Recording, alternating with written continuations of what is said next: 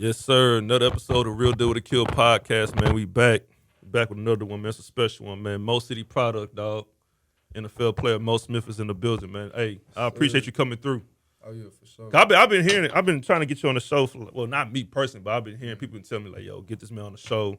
Like the past year and a half, my boy Theo came through with it. So Dulles High School, huh? Yep. Yeah. Dulles, man. Talk from the beginning, man. Talk about how you got into football and everything. Man, so honestly, football was always my first love, but I started out, man, I ain't know nothing about football. My pops played, a lot of my family played, but I wasn't really that talented. Yeah. I always had the athleticism, but as far as aggression and just being that type of dude that just wanted to play, it wasn't there. And then eventually it started to come. But when I got to high school, as quiet as it kept, my freshman year, they tried to move me up to varsity. I had got injured.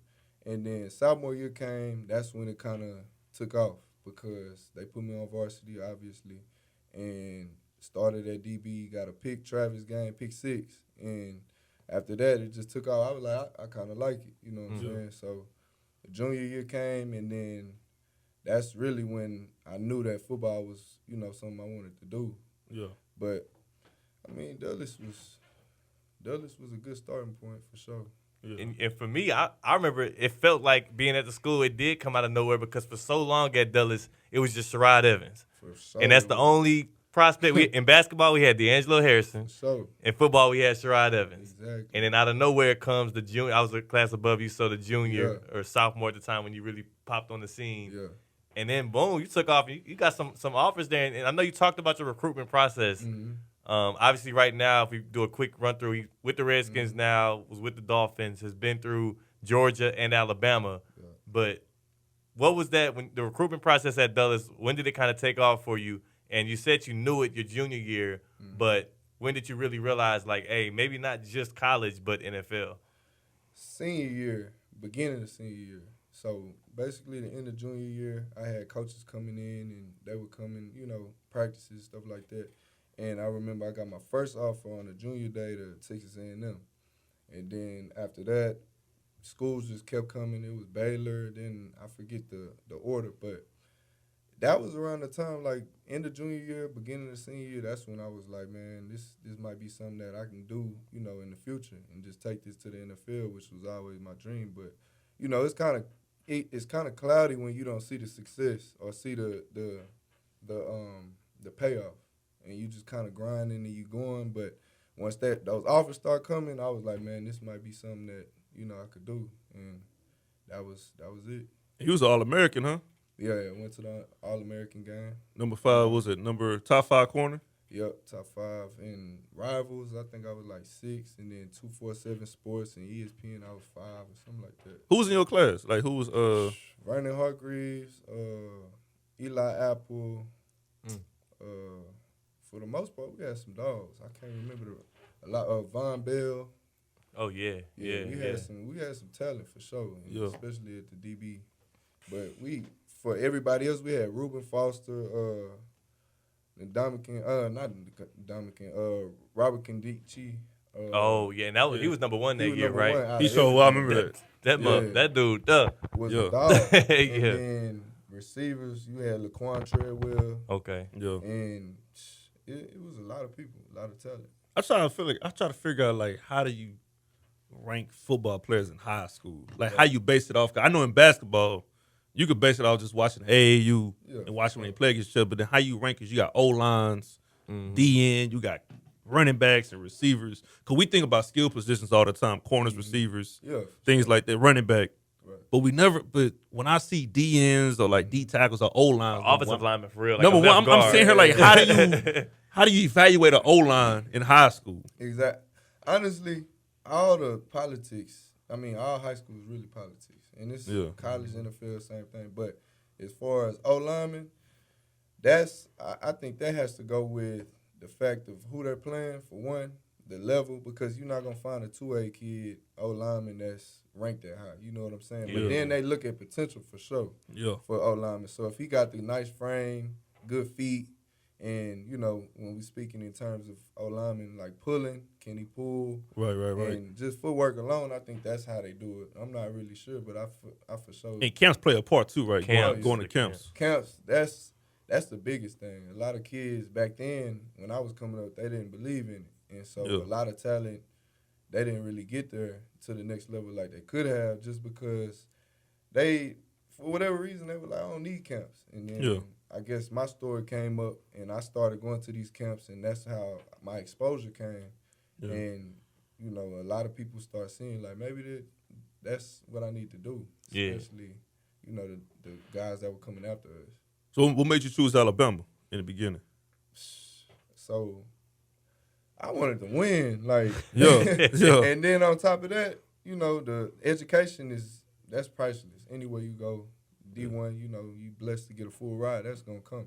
But then also, it was probably the best chance I had, you know, going to the NFL. I felt at that time, and I had a lot of schools, but who was your final decision? Like your final four, final three? It was LSU, Bama, Ohio State, and I think it was Oregon. That's a hell of a final decision, man. Yeah. That's like motherfucking playing. Remember old NCAA football and shit? You rank high and shit. You gotta go play some high school playoff games. Shit, like shit. Right. God damn, I got Alabama, I got A&M, I got Oregon. That's a hell of a decision. Then you got this, just like your family play a decision too. Like, all right, some people in your family want you to go one school. Your friends want you to go here, but you got the ultimate decision. How many people want you to go to UT? Man, honestly, I got a tattoo of UT. And damn. That was my dream school. And so the story with that was ridiculous. So from my sophomore, really my freshman year, my parents used to take me to the junior days, the camps, whatever. I'd be doing the camps. That was really the only school that I wanted to go to. You know, since watching Vince Young and all the accomplishments that he made and that whole run that he was there. You know what I'm saying? That was right in the thick of our like childhood. Oh hell yeah! When they played USC in the road. Ooh, I was in 7th grade when that shit happened, dog. I don't even know how old, but that was what motivated. I was like, man, I gotta go there. So I'm going to all these camps and all that. And around the time that my recruitment took off, that was around the time that I was like, okay, I'm just waiting for UT because I know I get that, I'm going. And so I remember, I'll never forget. I went to a junior day. It was me, a dude named Antoine Davis. He sounds so familiar. He played at Bastrop, and he was a DB. He was ranked. He was fastest. Where you from? Bastrop. Oh, okay. I'm tripping. I'm thinking somebody. Is he in the league right now? Nah, he ain't in the league. Yeah, he sounds familiar. Okay. You might be thinking about Mike Davis' son. Nah, I think it was another. Was he a defensive player? Yeah, DB. Yeah, DB. Yeah. I think you know you're talking about. I'm thinking of Bell. I think. Oh, which one? Antoine. I think Antoine Bell. Yeah.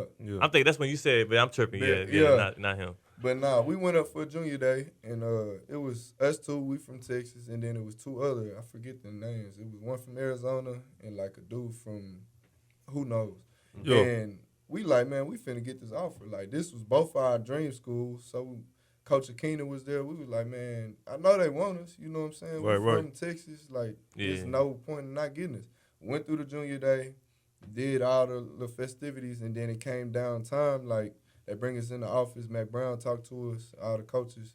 And then Mac Brown is the last person we talked to. So we sitting around, we like, man, we finna get this offer. We finna commit. You know, it's good.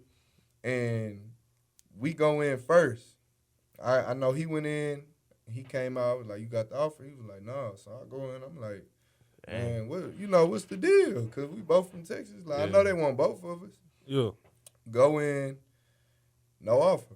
I'm like, damn, like, what's the deal? So I'm ready to go now. Like, I'm like, man, forget this. So I'm on the road. Me and my people, they like, what you feel? I'm like, man, I don't even want to go to Texas no more. Yeah. And so I'm looking, at that time, I'm looking at all the recruiting stuff, Twitter blowing up and all that. And I'm looking at the dudes that they offered. They offered the 2 out-of-state kids rather than the ones that was in-state. In-state. That after that was it. So if you could say something like, what was like mainly the main body of the subject, that the conversation that you and that y'all and coach was talking about? Man, so he was saying that he needed to further evaluate me. Yeah. And he didn't want to give me the offer as soon as I wanted it. And I'm like, what else do you need to see? You know what I'm saying? You see my potential. You seen me play. You come to practice. All that. What else is needed? And he was like, well, we just want to take some more time. This is Mac Brown. And I'm like, that just kind of threw me off. Didn't sound right. Yeah. Nah, it didn't sound right. So funny thing is, that next day I went to school. That was a Sunday on the junior day. Next day I went to school. We had practice, so I'm getting ready for practice. My pops is in line to get my little brother from Dulles Elementary. Yeah, a 9. Yeah, he picking He up. was in elementary? Yes. Man, I guess so. That makes Crazy, sense. right? That makes sense. So he finna pick him up or whatever, and he calls me over. He like, come sit in the car real quick. I sit in the car with him. Coach Saban end up calling him directly, and he like, man, my pops was like, I think they want to offer you. At this time, I'm not even thinking about Alabama. You know what I'm saying? They winning, but I'm like, I'm solely sold on Texas. Yeah. UT. So he pick up the phone, he call him back, and I'm talking to Nick Saban. At the time, you know, out of Texas, you look at Mac Brown, that's all you really know. You know what I'm saying? Yeah. Like, that's what it is. So I'm talking to him, not knowing that this is one of the greatest coaches to ever coach college football. Right. And off the muscle, he like, man, we're going to offer you full ride, blah, blah. Whew. And I'm like, at the time, I'm like, Alabama? I ain't done my research. Yeah. So I'm looking. After I get off the phone with him, my pop's like, that's big. And I'm like, I don't really know how big this is. You know what I'm saying? So I go to practice. Coach Smart, who was he ended up coaching me. Kirby. Kirby Smart, Kirby a cold dude. He is. Him and Coach Pruitt come to my practice that same day. And I'm like, y'all just offered me. They were like, yeah, we told you it was going to happen. This was freshman year. They wasn't even supposed to talk to me. Man. They came to practice, and, you know, they just kind of put a bug in my ear, like, we watching you. They were looking at Sherrod and I think Jarrell. Right. Jarrell, what? I'm tripping Jarrell, yeah. Yeah, Jarrell Oliver. And so they were like, you know, we want to get you, whatever. But they came to practice and was like, what you thinking? I was like, man, I love it. You know what I'm saying? Because I'm hearing it now because my coach was like, Coach Creech, he was like, man, Alabama offered today, right? And I was like, yeah. He was like, man, that's huge. Yeah. So after that was just a funny story, though. But you start finding out from other people how big of a deal that was after the fact.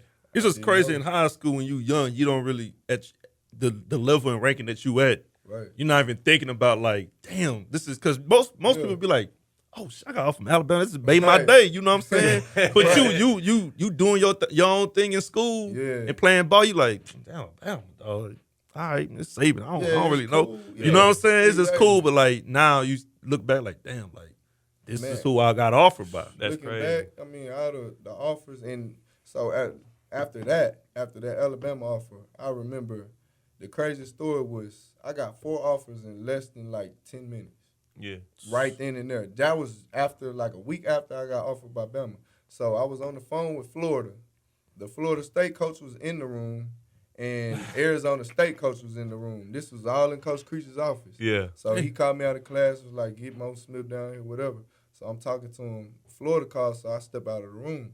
Like, how you doing, coach? I forget what coach it was. They offered.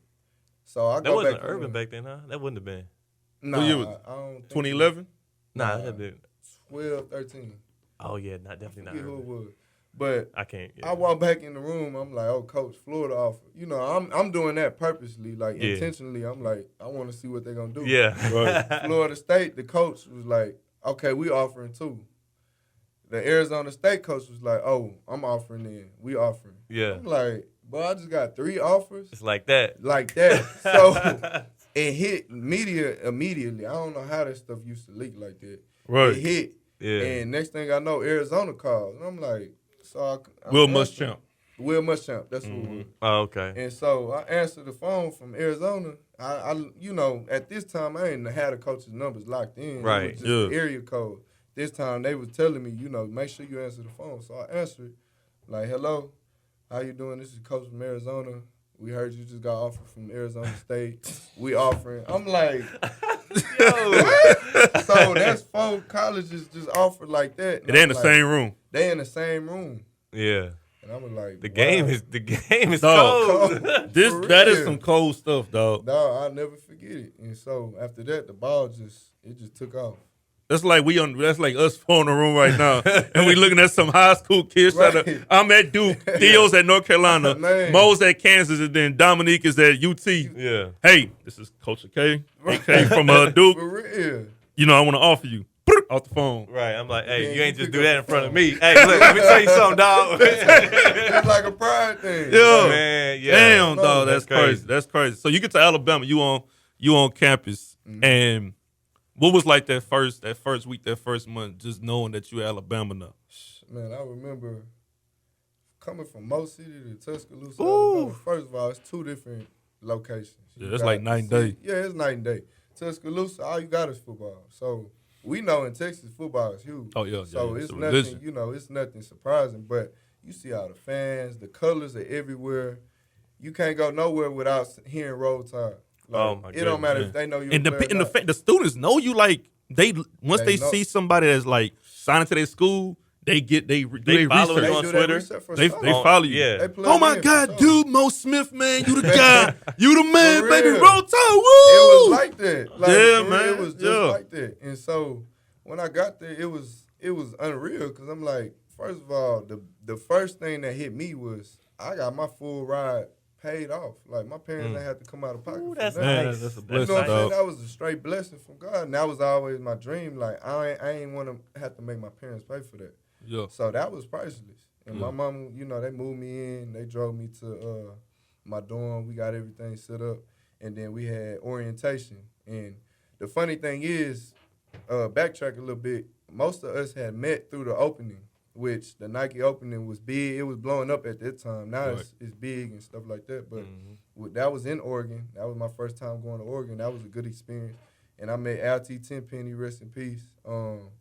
Reuben Foster, Derrick Henry, Robert Foster, who plays for the Bills now. And this is people that you on the team with. Yeah, this is people we on the damn. team with. I'm Yeah, telling you, star-studded. Alvin Kamara, like, Oh, I Yeah, I forgot. remember Kamara was Y'all there for a little- backfield that year was like, crazy. We had 5 running backs in that class alone that were 5-stars. Yeah. So, That's and most of them ridiculous. went to the league.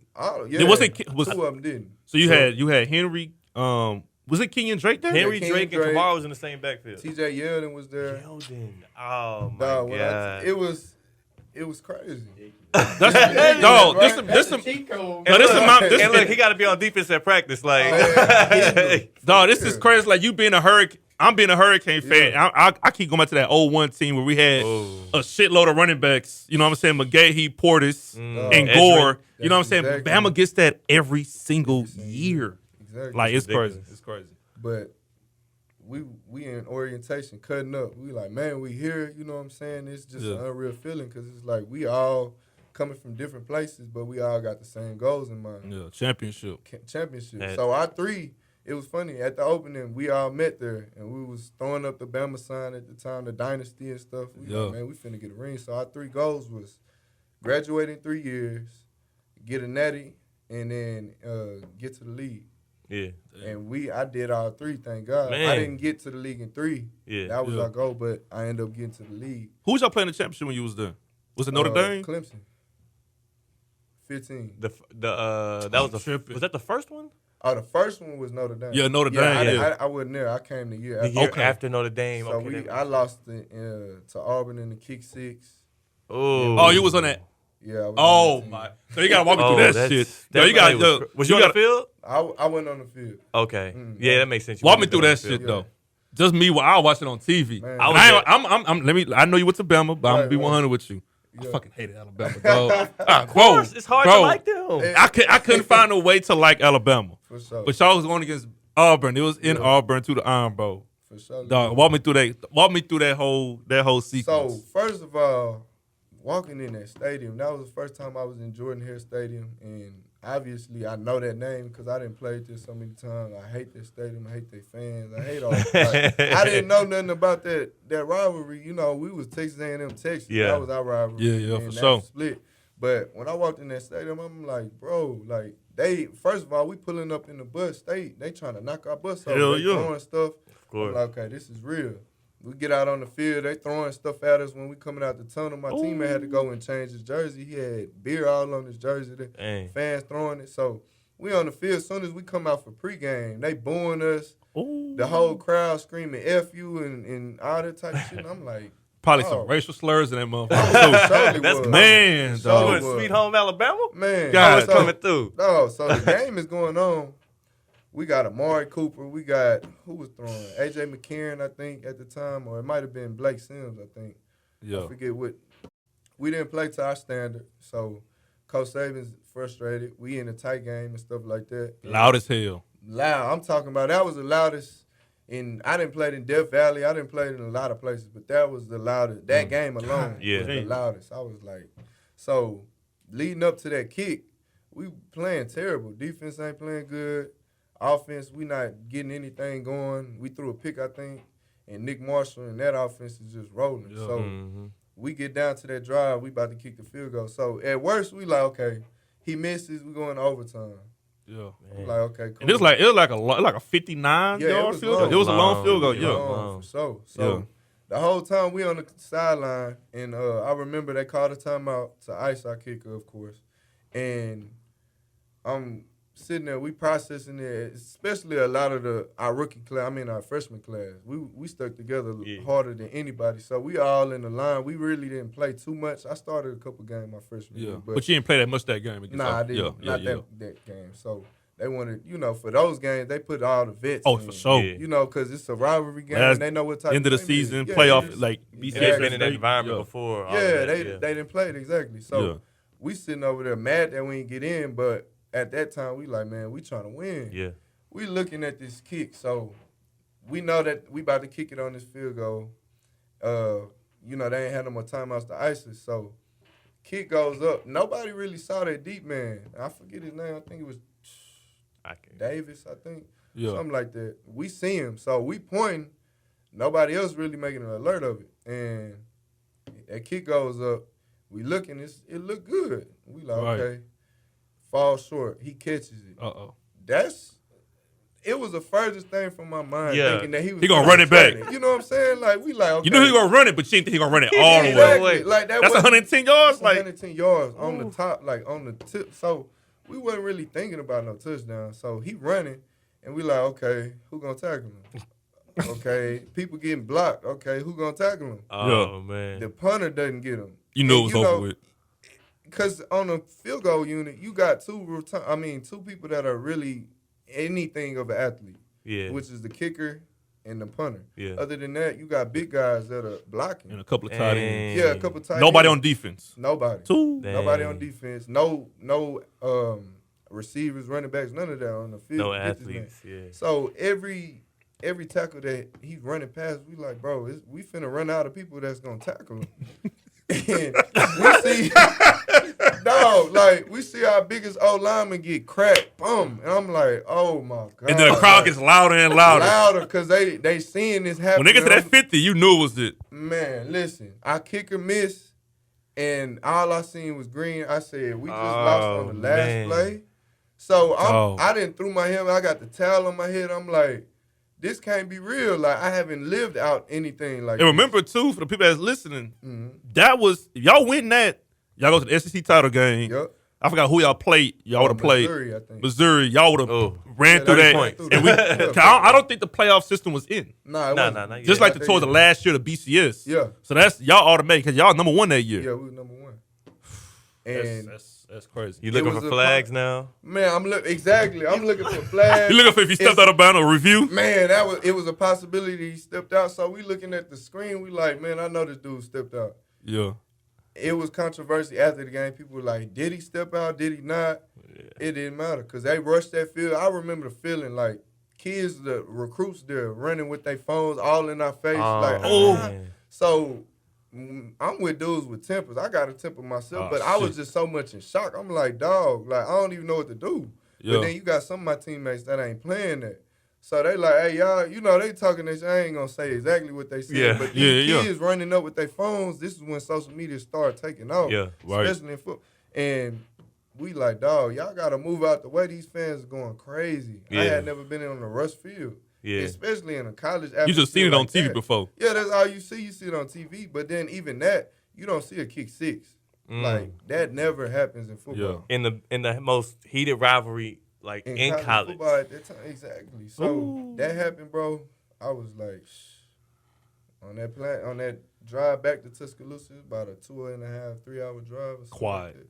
It was quiet. Quiet as hell. Oh, man. while I'm at home, like, yes, fucking Auburn beat these niggas. God Everybody damn, and their boy. mama was saying Hell that, yeah, though. Everybody. Man. Dog, Alabama for sure in all sports is up there as one of the top 3 to 5 most hated teams, Yeah, dog. the Patriots, and the it's only because of Cowboys. one man, For sure. Bama. Nick Saban. That's it. Let Nick Saban leave Bama. We ain't Yeah. talking about Bama We no don't- more. We ain't really Nobody consider. is. You know what I'm saying? Before that, what they had, Sean Alexander. Yeah. Yeah, They did. Come on, man. Well, they had, I mean, let's go. If we go back, I mean, they had Paul Bryan. What? Come on, bro. It But was that like, was before. I mean, Nigga, that's that before our was time. doing- I mean, just saying. nigga, that was doing fucking slavery, nigga. Almost. I'm just saving No face for the bullshit. people that's finna tweet after this. That's gonna be like, oh, we had titles before Nick Saban. You know They that. don't even fucking watch it. They don't know who the fuck he had. Whatever.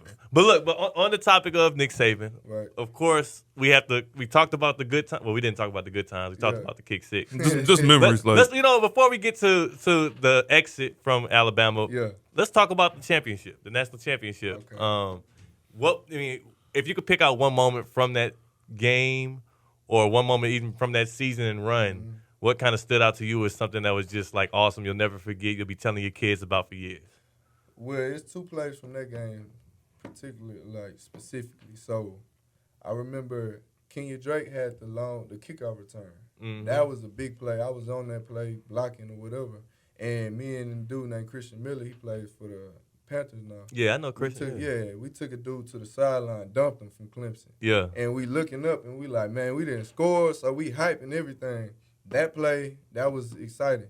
And then the next play had to been, we did it was an onside kick. I don't know if y'all remember in 15. We did like an onside kick. We had been practicing it, and our kicker hit a perfect ball, and it went 10 yards. It caught him off guard. It really wasn't an onside, but we caught him off guard. Marlon Humphrey went up and got it.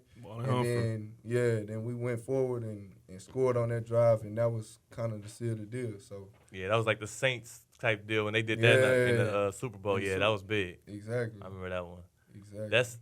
It's got a national championship, and obviously right now with you being in the NFL, Super Yeah. Bowl would a Super Bowl would trump that? Honestly, those moments.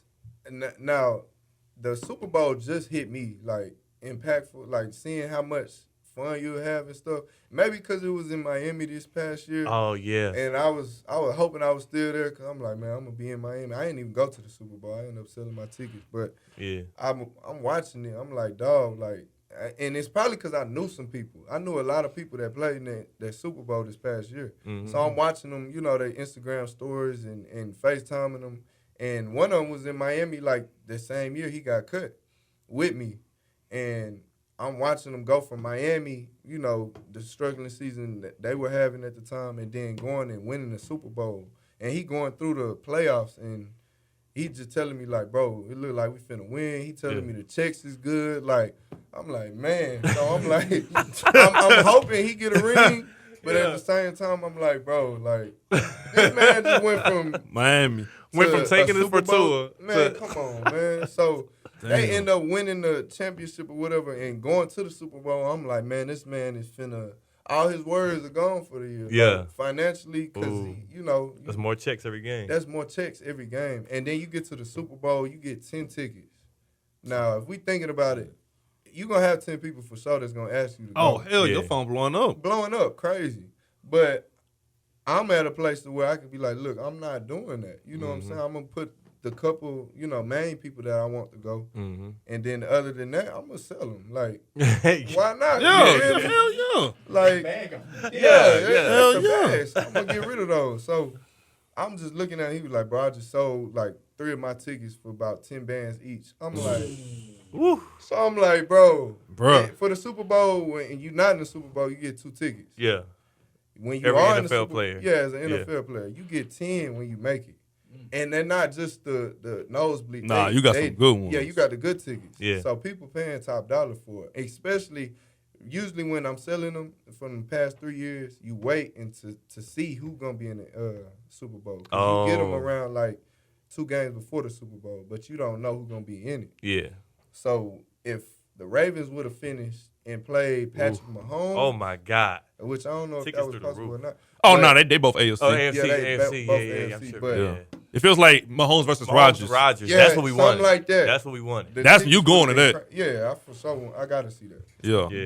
But, I mean, just seeing that, I think the Super Bowl can definitely trump the college football. Yeah. It's so much more that goes into the experience Mm-hmm. that your family get. Because back then, you know, my parents came, a couple of my family members, but I didn't have a son. Like, I got a son now. So imagine being, you know, taking him on the field, especially after a win. Like, oh, that's crazy. That's confetti priceless. falling down. Man, that's you with that's your what family. you dream of. Like, Yeah. you know what I'm saying? So That's why I always say Breeze and his child. That's one of the most iconic pictures ever. Yeah. Because it's a Super Bowl. That's the Dog. biggest sport, stage yeah. in sports, in American sports. Man. And your kid is seeing. Now his kid is older now. Yeah, He's yeah. like, man, that was me. Crazy. exactly. that's- You get to live out those memories. And then when New Orleans was going through, my family from New Orleans, so Oh, yeah. what they was going through, so that was a surreal moment. That was. Yeah. You know what I'm saying? Yeah, So that make you think. that's crazy. That make you think. But I did. So I touched on it briefly. Let's go back to it before we talk about all the pro stuff, because of Right, course right. that's like bottomless Yeah. questions So, and info. 2016, that was the year, right? Yep. You were transferring out of Alabama. First off, congrats again on graduating in 3 years. Appreciate it. Took me 4, and I wasn't playing for the hardest program in the nation. So, Yeah. so congrats on that. So, Shows what a great job your parents did and what a great scholar you were while you're doing that. oh, yeah. And also probably the teachers, Nah, hey, kudos to y'all, because we did it. We got the degree. Me and all my professors, but nah. yeah, real talk though. I Yeah, mean, for they sure. work with you. They're gonna work they with you. did. So, and this is a for people that don't know, you really helped change the landscape of player movement and freedom of movement in the SEC and in college football in 2016. At the time, I was in South Georgia, so I was covering UGA football. Oh yeah. So I remember when the story popped off, we was covering that intensely. So for those that don't know, I'll give a quick scope of it, and then you can help fill in the gaps there. For sure. Mo, you just finished up your 3rd year there at Alabama. Yep. You graduated. Yep. You wanted to transfer as a grad transfer to UGA. Nick Saban didn't want you going within the conference too. And I thought from the outside looking in, I'm like, Kirby Smart just left Alabama as the DC. Right. He's over there at UGA. That's Nick Saban's guy. Right. You would think that that'd be the one school he would be cool with. Right. And I know you probably had that same thought process. Why not? So the SEC rules at the time was that they could block you from transferring within the conference as a grad transfer or make you sit out a year. Right. SEC Commissioner Greg Sankey steps in, Shout out to him. grants you 2 waivers, and this wasn't a quick deal. We were covering this for like 2 months. Oh yeah. Strong. Um, Strong. SEC Commissioner comes in, grants you 2 waivers, one to play immediately at Georgia as a grad transfer for your 4th year. Number 2, it was, and he said it was because you graduated in 3 years, right? Yep. And also the To transfer within. Yeah. Exactly. And I thought, first of all, that was an awesome move by the SEC. So, It soured your relationship somewhat with Saban and Alabama. yeah. So, But it did also, can we talk about, for one, the rule that was created or that kind of got named after you after that, as well as what was it like to see a guy who recruited you, who really sparked your buzz out of high school, who trained you up to be an even greater athlete over 3 years, who you probably grew to love and respect, oh yeah. to kind of give you that cold shoulder a bit on your way out to try and make something happen for yourself? That was the longest process of my life. You know what I'm saying? Like, I think going from college to the draft, that was long too. But that process, that 2.5 months going, it was terrible. And the reason why is because it was mentally draining for one. 2, it was physically a strain because I couldn't work out in the facility. So take us back. So when it first came to mind that I wanted to transfer, and honestly, if I'm speaking for a lot of my teammates at that time, we wanted to leave our freshman year. And Coach Scott Cochran, who just went to Georgia. The strength. Yeah, the strength coach. Yeah. Now he's The special crazy team dude. coach. Yeah. Shout out to him, man. Him and a couple other coaches, they were really the reason why we stuck as long as we did. I'm talking about Derrick Henry, Reuben Foster, all my dogs, like Eddie Jackson, who blew up in Chicago. Yeah. Dang. Yeah, we had some dogs, but Some motherfuckers. we had some It's a dogs. bunch for of Pro real. Bowlers, bro. For real. What is going on? It's an all-star team. Exactly. So Man. we going through this, and at the time, everybody wanted to transfer, but it was only a select few that were willing to go to neck against him. You know what I'm saying? So Alvin Kamara, he ended up leaving our sophomore year. He hit it. He sat out a year. Oh, Went yeah. to JUCO. Then he went to Tennessee, and you know, now the rest is history. And so I ended up wanting to do it my junior year. Now, leading up to that, it was a lot of things that were going on. People thought it was just playing time that played a factor, but it was more the fact that I seen the treatment of people that came before me. And for the Auburn game, for instance, like we just hit on, he would play, you know, the older guys or whatever, but it seemed like that whole like since I was there, it was priority over basically the people that deserve to play. Right. And what I mean by that is based off of play, performance, all of that. It was times, especially from my freshman year, I'll be starting in the spring and fall camp, and then the season come and he'll put somebody else in front of me. From my freshman year, people didn't even know that. I was starting at the nickel spot. Yeah. And then that time went, fall camp came, and then after that, the season started up, and next thing you know, they flipping on me. And so I dealt with that for 2 years, 3, including the Natty, the year we went to the Natty, my junior year. And so going into my senior year, I'm like, bro, I'm not giving this man a chance to do that again. You know what I'm saying? We all complain. Because you started in the spring that year leading into it too, right? Yeah. For sure. And so people were saying, well, he's leaving because of this and he's not playing. I was playing. Like, I played a lot. My freshman year, I started a couple games. My sophomore year, I started a lot of games. And then my junior year, you know, I played a lot, played in the Natty. And so I was about to start. In spring, I was starting again. I was projected to start at the nickel position. And so something happened where I went in to talk to this man. I was like, look, coach, I want to weigh my options. You know what I'm saying? I think at the time it was like a contact. It was like something to contact, which means I can legally do it within the rules of contacting other schools. Went in there to tell him that. His first initial reaction was priceless. He was like, well, why the hell you want to leave? I was like, no, I'm not saying I want to leave. I just want to contact schools just in case this doesn't go the way. You know what I'm saying? Because obviously, he said it many times, if you don't want to go to the NFL, don't come to this school. Yeah. So everybody wanted to go. So that was my goal, of course. And so I was just telling him, like, look, coach, I just want to, you know, permission to contact. And he was like, well, I'm going to tell you now, I'll give you permission to contact, but I don't see why you're starting this and that. And I'm like, well, coach, I've been starting the last couple of years. I've been here competing and fighting, battling, and getting picks in spring games and scrimmages, all that. And, you know, my production was there. It wasn't like it wasn't there. Yeah. And so I'm telling this man at this time, like, I can't allow you to do the same things that happened in the past to me my last year. You know what I'm saying? Now, granted, looking back at it, if I would have stayed at Alabama, I most likely would have got drafted.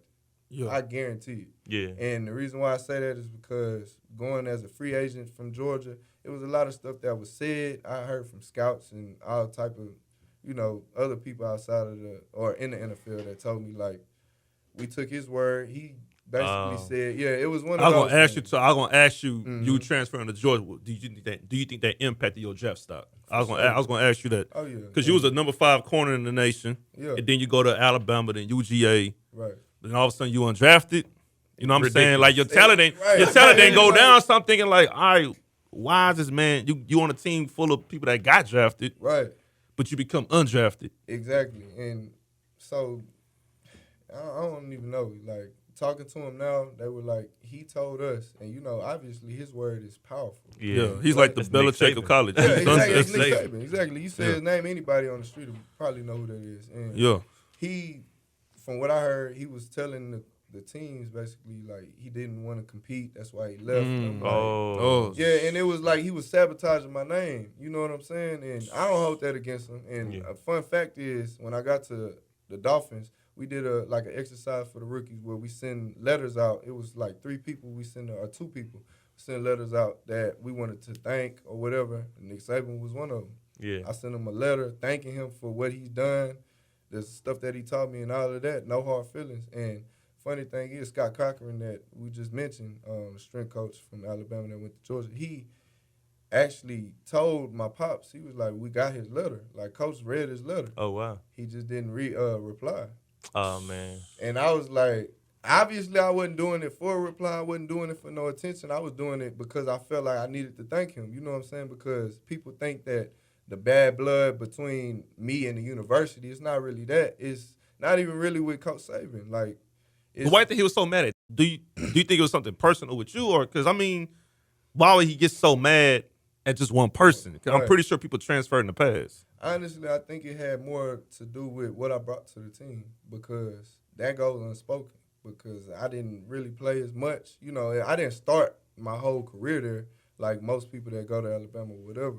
Yeah. But they knew what I brought to the table as far as the program, my leadership, the things I did on and off the field, and just my voice. You know what I'm saying? And when I left, I remember just talking to everybody, trainers, equipment people. Like, I had trainers crying, and these were I was close with them. You know what I'm saying? That was family. Like, I could talk to them about anything, and through that time, they would just hurt, distraught. And I think that's what really hit them.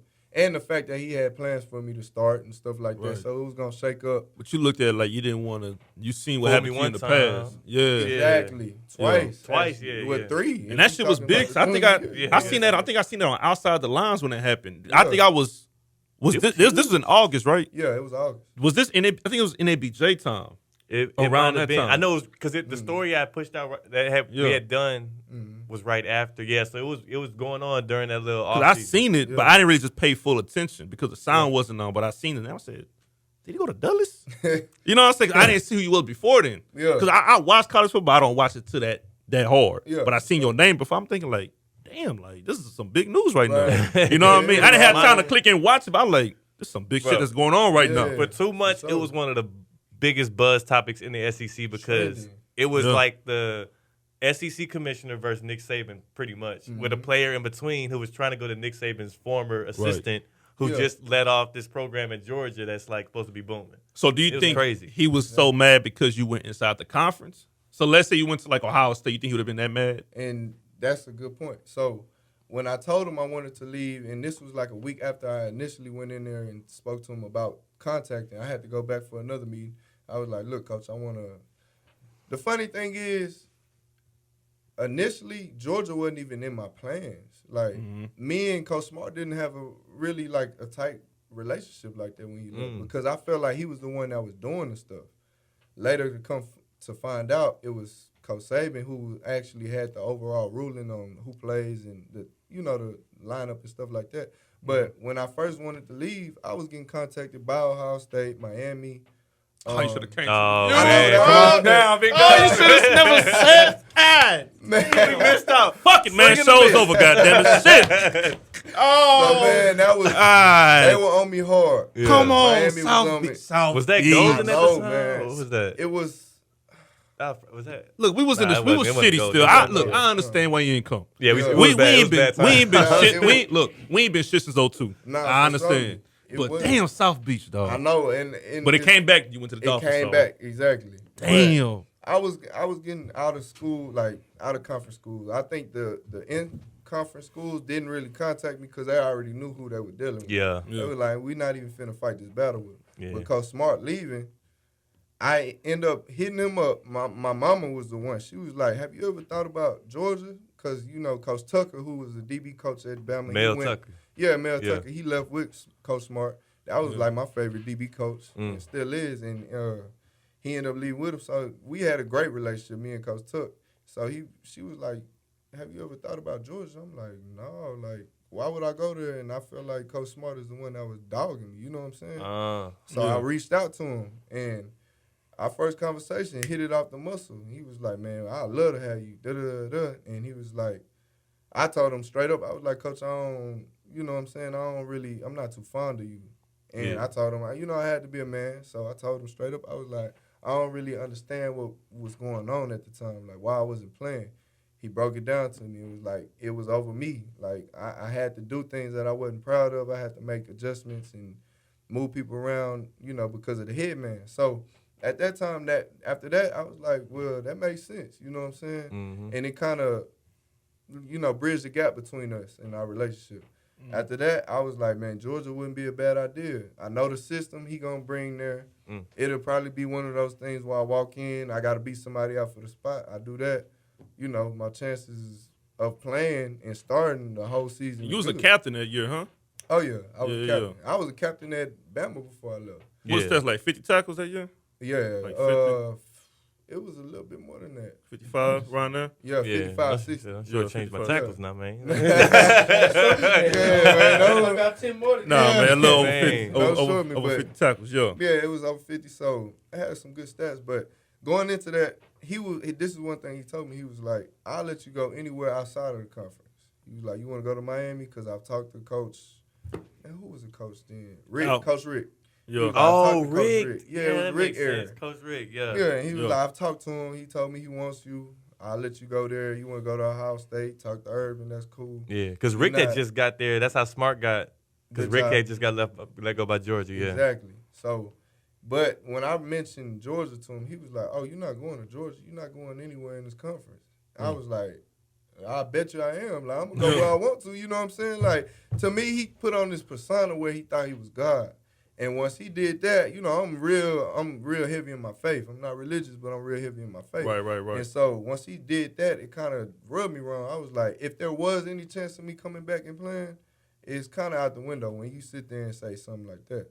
So, long story short, later that day, after that went down, and he was like, I'm not letting you go wherever, da-da-da. I go downstairs to the locker room. My stuff is in the trash. I'm like, damn, like, this how you treat me? You know what I'm saying? I've been here 3 years. I just won a natty with you. Like, I helped you win the natty. Yeah. Did all that, and you throw my stuff in the trash. And then, on top of that, a day later, so I leave. I took pictures, of course. I'm hurt. What was some of the stuff that was the stuff in your locker? Man, cleats, shoes, all my clothes and stuff that was in my locker. That's that was in the trash. disrespectful. Stuff that I put up, like, posts, like the things I used to put on my locker, tape and stuff like that, that were motivation for me. In the trash, and it was all there, and I'm like, damn, like, that's how you feel? Boy, that's crazy. Yeah, so that hurt me. So I went to the crib, called my mom. I was like, this man just did this, you know what I'm saying? And it hurt. So at the time, you like, you're not even 21, you like. No, I think I was like 17, 18. I was For real? Wait, no, it had to be at least 19, huh? Because that was your, junior year? I graduated at 18. So you like 19, 20? Yeah, not 18. When I got to the NFL, I was 20. I didn't realize. Shit. Yeah. So what, you skip a grade in high school? No, I just... You just young. Yeah, June. My birthday in Oh. June. But the point is, like, you treating a kid that's not... You a kid. He's I'm treating a the kid. kid. You know what I'm saying? Really, I was a kid, He treating the 18. kid like property. Yeah, Like, basically. now that I can't use you no more, trash. You disposable. It's like, So, I don't want to say it, but like some slave shit. Like, it's like some slave master shit, dog. no Like, bullshit. I mean, that's what black it is. kid, like, yo, you know what I mean? I'm thinking on them lines, you know what I'm saying? For real. Like, So, that's crazy. when I told my parents, they were through. They was like, oh, no, you can't, you know what I'm saying? And that was it. So the next day I go back to the facility, my code ain't work. I'm like, okay, my code don't work to get in the gate. I go up to the door. Eventually somebody let me in the gate. I park. I go to the door. My code don't work to get in. I'm like, damn, like, what's the deal? So somebody obviously came up and let me in. Now I'm like, okay, what's going on? You know what I'm saying? Yeah. This ain't right. Yeah. I get a text while I'm in the facility about to make some food and stuff because that's where we eat at. You know what I'm saying? They had food for us during the day, before practice, whatever. This was around spring, so we doing workouts. Obviously, I wasn't with the team no more. He told me I wasn't able to be there, and I was cool with that. So I was like, I'm about to, try to leave anyway. But I'm ready to make some food. I get a text from Scott Cochran. Obviously, he got to play the bad guy in this. He didn't want to do it, but he had to relay the message. So I still got that text on my phone saved. I'll never delete it. And he was like, look, Mo, I'm sorry, bro. We can't have you around the facility. You can't eat, can't work out. And so when I got that text, I was like, bro, I'm through. You know what I'm saying? Like, I don't have money to buy food outside of this facility. Yeah. I eat the free stuff because that's all we got.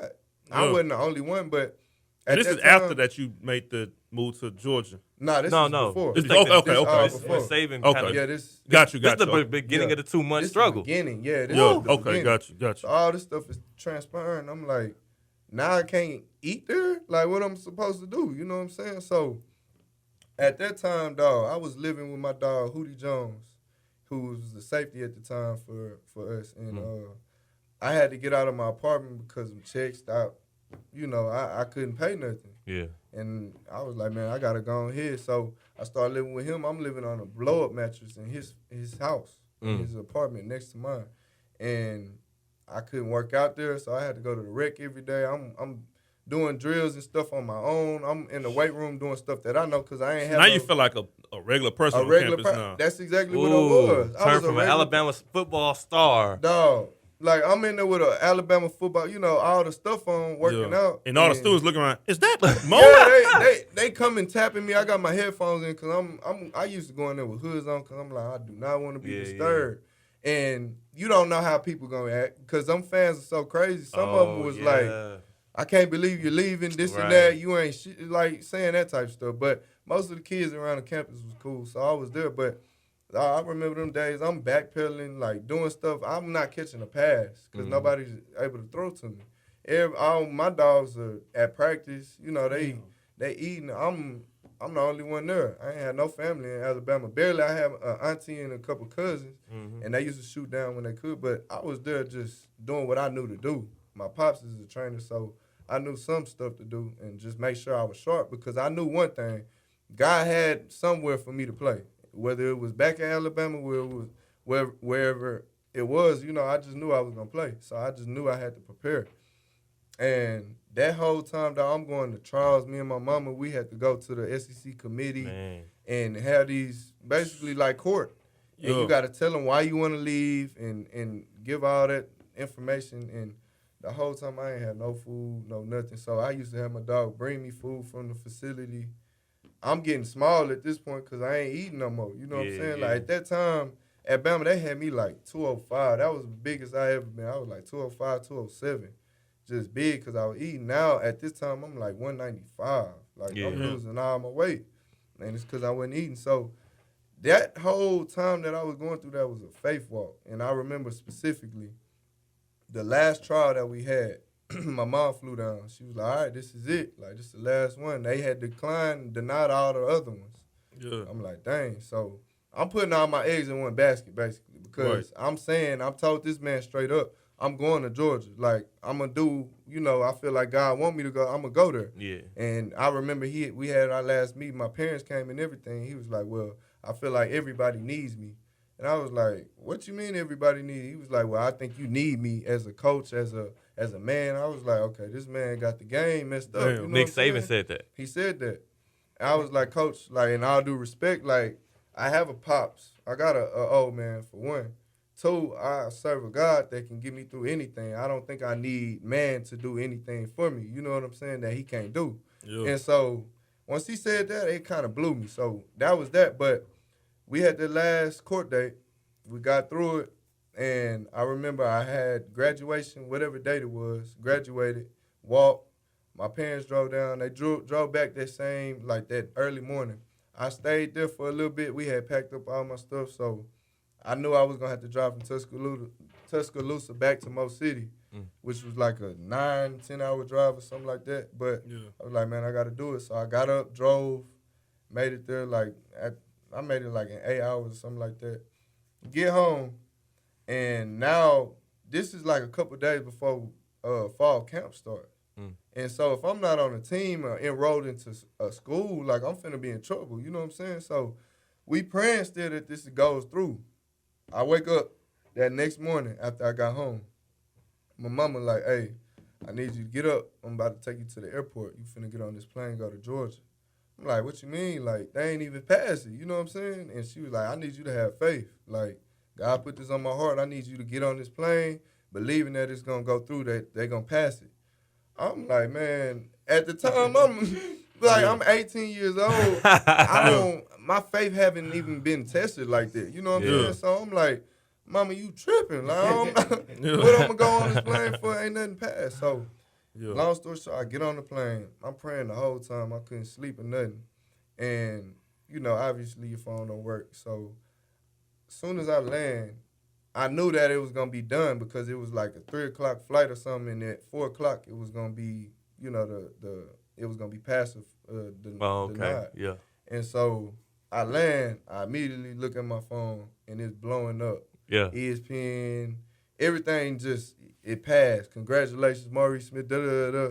I'm like, man. So now I couldn't even cry. Like it was just amazing because I'm like, bro, I just fought this man. We won. Like Man, you beat Nick Saban. beat Nick Saban at a game that he never thought he would lose, he and thought he not was- many people thought I was gonna win it. Bro, it was- And I can't even say I did it. I think God did it. You know what I'm saying? He did his thing. And once that happened, they picked me up from the airport. That next day I practiced, and I look like shit. But I Right. still, you know what I'm saying? I did good enough, and that was the beginning of a journey that, you know, I had no clue that was gonna end like that. But Damn. and it worked out at Whoa. Georgia. And It you worked. you Yeah. you got your revenge against Auburn. yeah, got a pick six. Yeah. Won, Didn't won did that clinch the game or that just helped win it? that helped? That was Yeah, like that helped win it. Yeah, that yeah, was like yeah. middle of the game or something like that. yeah. So you had that big play.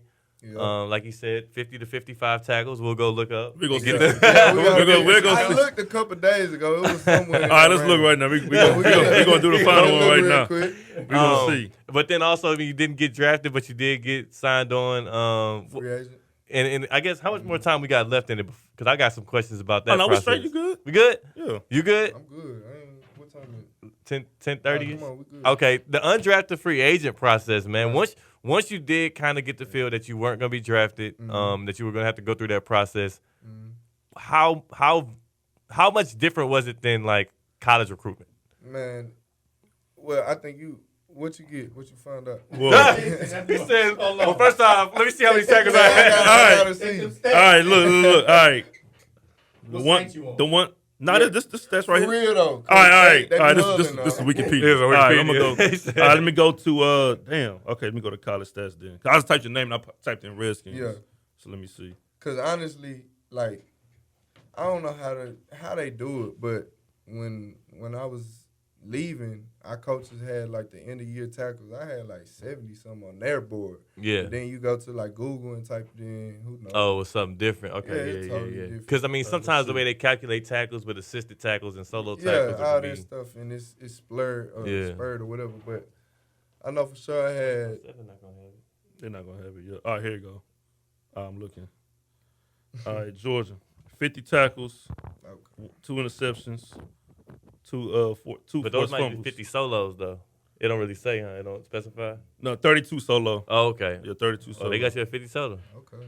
All right. He said, "Look, man." Hey, Hey, you man. feel me? Like, it is what it is. Hey, man. Look, man. It's Hey, over with. one thing, 50 tackles is a lot of tackles, though. It is. That's still a lot of tackles. In the SEC too, them some hard tackles. So- And you're a D-back. You're not like a linebacker, so I mean, as a Yeah. D-back, that's a lot of tackles. It is. For I sure. had to tackle Kerryon Johnson. Oh, yeah. Big old dude. You That know was- what I'm that saying? dude I was just huge. posted a picture on Instagram of that. But, Yeah. had 50 tackles. I know. I remember the other stats. 2 picks, Yeah. 1 touchdown, 2 forced fumbles, 2 fumble recoveries, Yeah. some pass deflections. Because those are more cut and dry. Yeah, them but cut the and tackles dry. is like, Yeah. Exactly. yeah. It is what it is. But the undrafted free agency process, Yeah. then what was that like? And was it more of you going out to seek them with your agent, or how did that kind of work? Honestly, this is how it happened. On the draft, the day of the draft, you never know what's gonna happen. You know what I'm saying? You got the dudes that are locked in first rounders. Those are the only people that really know that they're going. Mhm. Other than that, you never know how it could shape. You could be a second round projected, and you can go 4th round. You know what I'm Right. saying? You just never know. So I heard all type of stuff. And at the beginning, they was like, man, if you run this, you do this, you know what I'm saying? You got a good chance of getting mid round, like 3rd, 4th. I'm like, oh, that's, you know what I'm saying? That ain't what I wanted first round. But I knew taking the journey I did and the path I went, it was going to be harder to get that, especially because I remember I dropped 2 picks North Carolina game, and that was honestly because I hadn't caught a pass. Like, for all that time that I you was was training, yeah, You feel yeah. me? Like, and I dropped them. They weren't drops. They were good plays. They were real hustle plays, but I dropped them or whatever. But I know if I would have added on them 2 or a couple picks, probably would have brought me up. You know what I'm saying? But Yeah. free agency, it was a lot different. And the reason why is because you don't know you're going free agency until the draft is over. Because now, once that last day goes by and you see that last pick and you scratching your head. I remember we were in Galveston in a beach house. And, my family had came, whatever. And that shit hurt because I was like, man, I just watched the whole draft go by. Like, I ain't know nothing about free agency. You know what I'm saying? And that Yeah. wasn't obviously something that I was shooting for. You know, you You thinking you getting drafted. You thinking it's a draft party. Exactly. Like, I'm getting drafted. Yeah. Like, whatever round it is. And obviously, my agent at the time, I ended up firing him, like, right after the draft and stuff like that. Or right at preseason or something like that when I got signed. But, yeah, it was. But I remember the last day went by, and I was just in the restroom. Like, I locked myself in there. All my family there. My girl, she was pregnant. And everything was it just seemed like it was going downhill. So at this time, you know, I was in a bad place because I'm like, my dream was to get drafted. I didn't get drafted. And I didn't know how free agency went. So obviously, the funny thing is, 5th round, 6th round, I was on the phone with teams. And they were telling me, like, get ready. We got, like, 2 more draft picks. We're going to take you with this pick. It was the Raiders and the Lions. And it was, like, 5th, 6th round. Obviously, the money isn't too much different from free agency, but it was still, you know, drafted. Yeah, exactly. yeah. Now looking back, it's like, man, I would have loved to got drafted. Yeah. You know what I'm saying? But it didn't happen. So I'm talking to him. The Raiders, I remember specifically, like, we gonna take a DB. It was out of me and dude from Utah that they end up taking. They were like, it's out of y'all. We gonna get ready for this pick. It's, solid. You might get picked. Yeah. And I'm like, okay, so I'm looking at the pick. They end up picking him. And I'm like, wow. You know what I'm saying? That's got to hurt even more to get that. It does. Yeah. Because it kind of calms you down a little bit when you get that call. It does. But then now you looking and it don't happen. And it don't happen. Now you back to how you was before that. Before that, exactly. So that, after the draft went, I immediately went outside. I never forgot. I went outside and I was like, man, F it. Like, I'm finna train. I started training in the street. I had a nice, my little brother throwing the ball to me. I was doing backpedaling drill. Like, I was just so hurt, but all I knew was work. So it didn't matter what was going to happen. You know what I'm saying? I was still going to make sure I was ready. I get a call, couple teams, the Texans, the Dolphins, and like 3 other teams had called. Well, probably like more than that. But they were saying, are you willing to come here for free agency, whatever. Now, at the time, I ended up choosing Miami over a couple other teams because of the fact that my son was in Orlando with Cocoa, Florida. And him and my girl were there. So I was like, I could go to the Texans. Obviously, I'd be at home. But if I'm going to be closer to him and her, that would probably be the best move. So I ended up going with Miami. Dang, family move. Yeah, family move. Because now you ain't thinking for yourself. And that's a whole nother topic. And it's still Miami. And it's Miami. Yeah. I had never been there. Like, a lot of people had went vacation there. I had never been there. So that was... But you couldn't even drink yet. I couldn't even drink. I'm 19 at the time. Or 20. 20, I hadn't even turned 21 yet. So that whole process was stressful. But, God made a way. Yeah. And it's crazy. So being undrafted and being on the team that you was on at Alabama, you was cool with Derrick Henry, you was cool with Kamar and all these boys. Right. How does it make you feel that being the person that was undrafted and they was drafted high or whatever, they was still drafted, period? What does that do to your psyche? Man, honestly, obviously, I'm not a jealous person at all. Like, I love them from the bottom of my heart. So when they got what they got, I was happy. You know what I'm saying? But for me, it put me in a bad place, and I had to go through some trials, like serious trials, because I'm like, I started doubting myself. Like, why did I get free agency? And they, you know what I'm saying? I was with them. We was all great together. We came in together. I got better. It's not like I got worse in football. Yeah. And so it started becoming a question of, like, do I really want to play this game? You know what I'm saying? Even with the NFL right there, I had to question myself, like, do I want to play this? And over time, through the trials and things that God was throwing at me, I started to see, like, this is a part of my journey. Like, I can't change it. It is what it is. And as I started going along my rookie year, preseason went through, I end up, then that's a whole nother story. Like, you go through the preseason games, people get cut all in between them games. Yeah. That 4th preseason game, if you made it, your odds they great. They're a little bit greater than other people. And I know the first day went by, that night, actually. We get home, and I think this is for everybody that plays away games on the 4th preseason game. you usually get in around like 12, 1 o'clock, maybe 2 o'clock in the morning. We got in at like 2 o'clock in the morning my rookie year. And we on our phones like, man, you know what I'm saying? Like, this is like the call of a lifetime. You get cut, you don't know what's next. Yeah. So I remember we go to the club. We go to Live. And we like, man, we finna party. We finna just, you know what I'm saying, pray for the best. Yeah. I go through that morning basically, don't get home until like 7 a.m. and long night, and didn't get a call. So I'm like, okay, that's cool. So go through that day, and I go to the facility to get a massage. This time, I'm starting to see people bagging up their stuff, and shit, that hurt. You start getting nervous a little bit. It's exactly. I start getting nervous, and I was like, man. Like, that was the worst sight because these people got families. You know what I'm saying? Man. And it ain't like this just 19-year-olds. These are 25-year-olds, 26, 3 kids and stuff. And they didn't put their heart into it like they do every year that they've been in the league. But you see them bagging up their clothes and, you know, they crying and stuff. Usually, now, looking back at it, I don't go to the facility in them days because you don't want to see that. But I went up there, saw it. I'm like, damn, so I'm leaving. Now, like you said, I'm nervous. I had a good chance. I had a good idea because I had ball preseason, and a lot of the vets, like my dog Xavier Howard, Bobby McCain, and we were all in the club that night, and they were like, bro, like, loosen up. I was like, what you mean? They were like, Coach Lou ain't tell you? Our DB coach at the time. Mm-hmm. They were like, man, you made it. I was like, they played so much, though. I ain't know if they was being real. I'm like, cuz, stop playing with me. You know what I'm saying? Yeah. Like, this ain't a laughing matter, but they were like, bro, you good. I'm like, man, I don't know if I can believe them. Yeah. So, sure enough, we went through.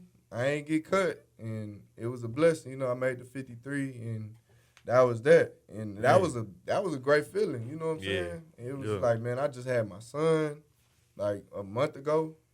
It was like everything felt like it was going down here, and then God bless you like that. Boom. And now I'm in South Beach living. Man, that's wild, man. Smooth. South Beach, Smooth. dog. Smooth, man. So smooth, for real. Yeah.